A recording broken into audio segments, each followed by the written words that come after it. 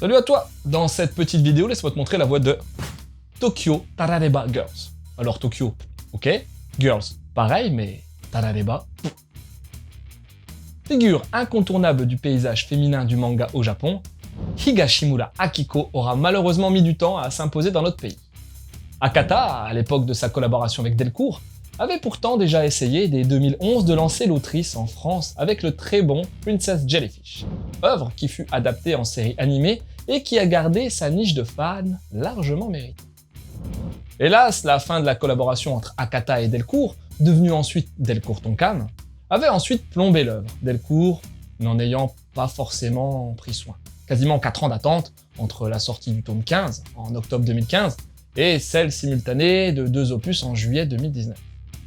Heureusement, fin 2018, un autre éditeur, le Lézard Noir, nous a fait l'excellente surprise de lancer dans nos contrées le passionnant récit historique Le Tigre des Neiges, œuvre qui n'a pas manqué d'empocher le 2e tournoi Seinen 2018 de Manga News, ainsi qu'un fauve au FIBD d'Angoulême, signant enfin une meilleure reconnaissance de cette grande artiste en France.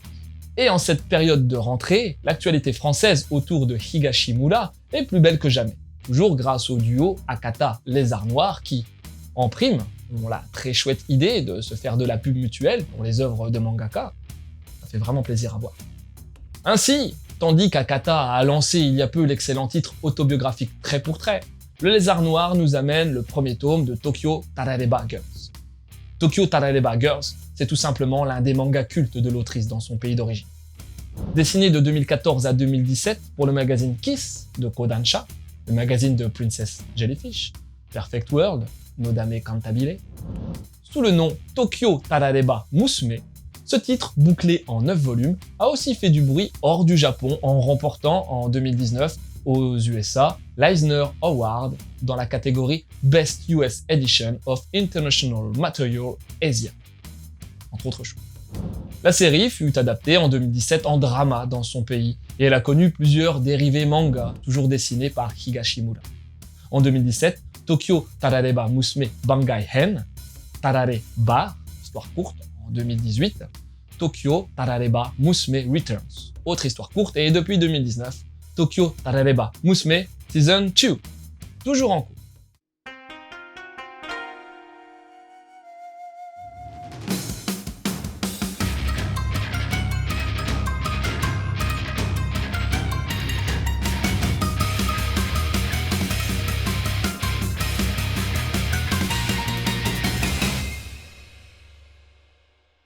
Nous voici en 2014, l'année où Higashimura a commencé à dessiner ce manga. Tandis que l'organisation des Jeux Olympiques vient tout juste d'être donnée à Tokyo, la dénommée Rinko vaque à ses habituelles occupations. Quand elle n'effectue pas son travail de scénariste freelance de web-série depuis son bureau d'un immeuble vintage d'Otomesando, un quartier chic de la capitale dont l'avenue principale est même surnommée les Champs-Élysées de Tokyo, elle fait les 400 coups avec ses 2 fidèles amis du lycée, Kaori, qui tient un salon de manucure, et Koyuki, fille unique d'un patron de bar. Toutes 3, trentenaires et célibataires, elles se murgent volontiers, tout en se gavant de laitance de morue ou de foie, et en parlant de leur quotidien. Pendant l'une de ces soirées, suite au retour en force d'un ancien prétendant de Rinko qu'elle trouvait ringard il y a 10 ans, mais qu'elle commence à trouver classe aujourd'hui, la conversation des 3 femmes tourne plus que jamais autour du mariage, une chose qu'elles ont négligée ou rejetée pendant des années, mais auquel elles commencent à penser, se disant qu'il faut qu'elles soient casées d'ici les JO de 2020, avant d'avoir 40 ans. Mais n'est-il pas trop tard pour elles? Entre des jolies jeunettes qui arrivent avec une plus grosse fraîcheur qu'elles, une grosse désillusion risquant d'abattre Rinko et surtout la présence dans leur bar fétiche d'un client régulier qui leur envoie leurs 4 vérités à la figure parce qu'elles parlent trop fort comme des vieilles commères à base de yaka faucon, les 3 amies, si longtemps indépendantes, risquent fort de se confronter au fait qu'elles ont laissé passer leur chance. Il va donc falloir sérieusement se réveiller si elles ne veulent pas finir leur vie toutes seules.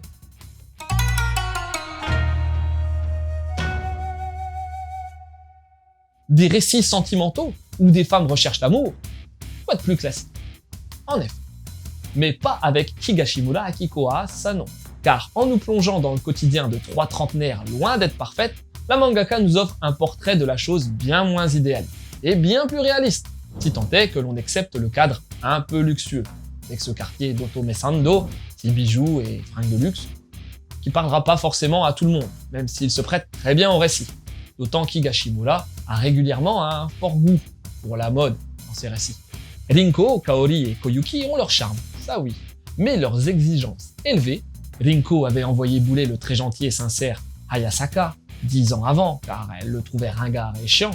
Leur travail, leur désintérêt pour le mariage et leur conviction pendant des années qu'elles ont encore le temps devant elles font que le temps en question est bien passé et qu'à 33 ans, elles se complaisent dans leurs joyeuses soirées alcoolisées sans rien de plus.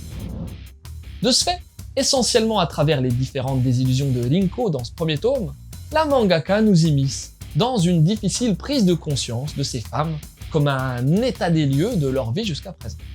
Le tout se fait sur un ton résolument moderne, que ce soit pour le cadre ou pour ce que les trois Miss véhiculent, jusque dans leurs petites imperfections ou dans leurs activités, comme tout un chacun peut en avoir. Faut les voir s'emporter dans leurs soirées alcoolisées, se crisper face aux mignonnes petites jeunettes, au look parfois trop spécial pour elles. Mais c'est aussi la preuve que l'époque évolue et qu'elles sont peut-être déjà dépassées. Mais aussi prendre conscience qu'elles sont plus des jeunes filles, qu'à force de repousser certaines choses ou de les prendre de haut, de loin, elles sont passées à côté. Autant de remises en question crédibles dans lesquelles un paquet de trentenaires célibataires, et pas uniquement des femmes, pourraient éventuellement se reconnaître, et qui paraissent d'autant plus vraies que l'autrice, comme elle l'explique dans sa postface, s'est beaucoup inspirée d'anecdotes obtenues auprès de ses amis célibataires. Seule petite ombre éventuelle au tableau, le fait que Kei soit, comme par hasard, un jeune mannequin hyper beau gosse.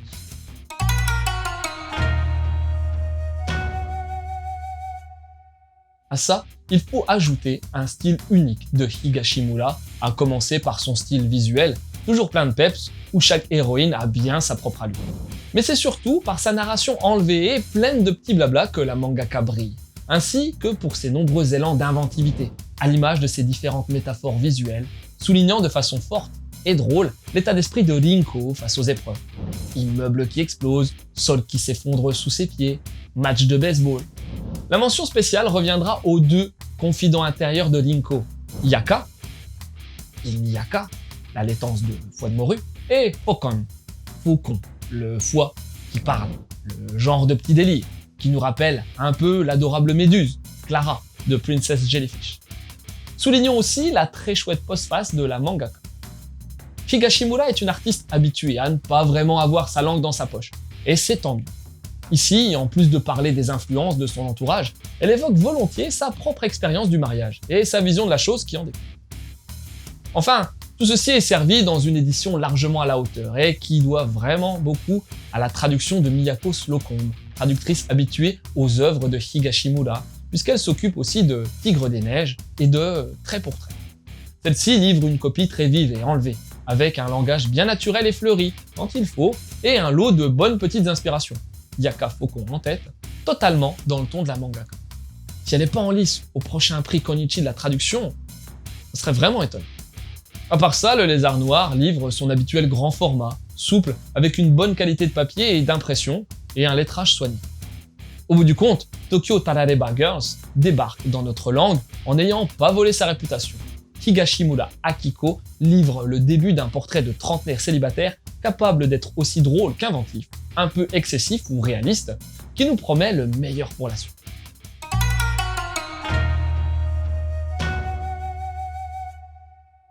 Tant qu'à faire, si tu veux du lien avec ce titre, fonce lire Trait pour Trait. Ça parle de quoi? Mangado est, ou devrait être, dispo incessamment sous peu. T'as aussi, bien entendu, le cultissime Princess Jellyfish, encore un titre à faire en mangado d'ailleurs. Tu y retrouveras l'autrice te présenter l'otakuisme en 17 volumes. Et pas mal de méduses. Et puis, l'histoire de trentenaires qui ont du mal à se caser peut être mis en parallèle avec la virginité passée 30 ans, un excellent titre que je t'invite à découvrir. Au moins en mangado. Voilà, c'était Lou, j'espère que cette petite chronique t'aura donné envie de lire Tokyo Tarareba Girls. Je te laisse et continue de suivre la voie du manga.